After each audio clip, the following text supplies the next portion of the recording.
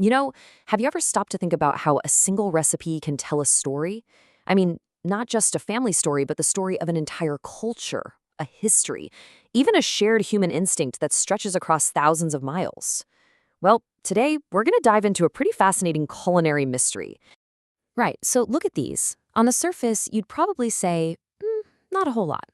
They come from totally different kitchens, different traditions, different parts of the world. But if you look a little closer, you start to see that they share this secret, this common culinary DNA that's built around one really powerful idea: burying treasure. And our story is going to start in Jordan with a dish that literally wears its secret right in its name. Okay, so this is not your everyday meal. Makmoura is a true centerpiece, a serious labor of love that comes from the rural regions of Irbid and Ajloun. It's the kind of dish that tells everyone a major celebration is about to happen. And the name itself, it tells you everything you need to know. Makmoura comes from an Arabic root that means to cover or to seal. The whole technique is to literally bury the filling, sealing it all in so it can slow cook into something absolutely extraordinary. Now, what's really amazing here is the sheer simplicity and scale of the ingredients. We're talking about chicken, some simple spices, and get this, a staggering amount of onions. We're talking up to 3 kilograms. And all of it is brought together with tons of high-quality Jordanian olive oil, especially that fresh press right after the harvest. Making makmoura is a patient process. It's a genuine ritual. It is all about the layers. You roll out these thin sheets of dough and you layer them with that rich chicken and onion filling over and over and over. Then the whole thing gets sealed up tight and baked slowly for hours, letting all those incredible flavors just melt together. And this really gets to the heart of it. This isn't just about food.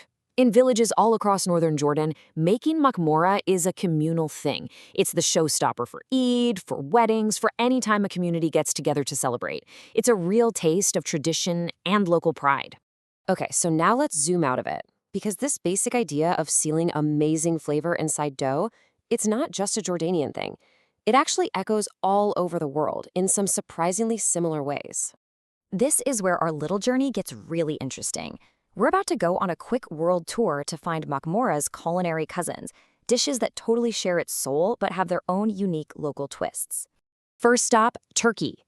Meet Sou Borek, which actually means water burek.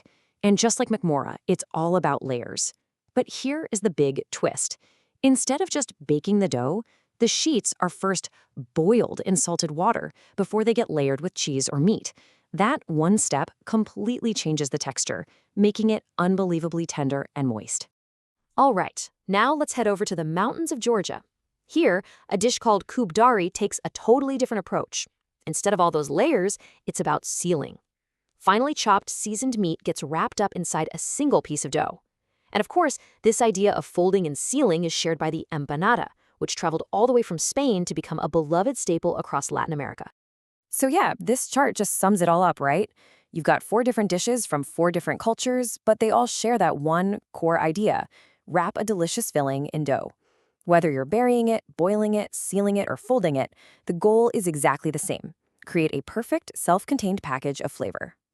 But it makes you wonder, why? Why do so many different cultures spend so much time and effort on these complex, labor-intensive dishes? Well, the answer goes way beyond the kitchen. It's because these recipes are, when you think about it, basically time capsules. They carry the stories of the people who make them. They are a physical link to history, a way of performing and preserving your identity with every single fold and every single layer. Just listen to this powerful quote. It comes from Svaneti, that mountainous region in Georgia where Kubdari is from. It just captures everything perfectly. For the Swan people, food isn't just about eating. It's a mission. It's an act of cultural guardianship. And to really get that quote, you have to picture Svaneti. I mean, this is a region shielded by massive mountain peaks, so it's been isolated for centuries. That isolation helped preserve a totally unique culture, complete with its own endangered language and those iconic stone watchtowers. So in a place like this, making a traditional dish like Kubdari, well, it's a political and cultural act. It's a way of saying, we are still here. But in our modern world, even the most fortified, isolated cultures face brand new pressures. And for a place like Svaneti, that pressure is coming from tourism. Just look at that number. Over 760,000 visitors in just 4 years. And while, yeah, that brought money and opportunity, it also brought these huge, unprecedented challenges to a region that had been defined by its isolation for centuries. And this image, it just captures the conflict perfectly. On one side, you've got the ancient, UNESCO-protected heritage, those incredible stone towers, the traditional wood-shingled roofs. And on the other, this tourism boom has led to all these unregulated guest houses with generic architecture and metal roofs that just completely clash with the historic landscape.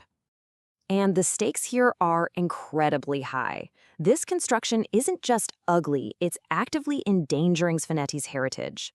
The village of Çarşışı is literally at risk of losing its World Heritage status, and hundreds of those iconic towers that define the whole region are just falling into disrepair. It's a massive challenge. So from that Jordanian pie we started with, all the way to the threatened towers of Georgia, what have we uncovered? What's the one recipe that truly connects them all? It's not really about the flour or the meat, is it? The shared recipe is about intention. It's about taking simple, local ingredients and transforming them through sheer time and effort into a dish that says welcome, that says we are family, that says this is who we are. That's really the heart of it, isn't it? Whether it's Makmoura or Kubdari or any of their cousins around the world, making one of these dishes is an act of love. It's a gift of your time, a showcase of your skill, and a celebration of the history that's baked into every single layer.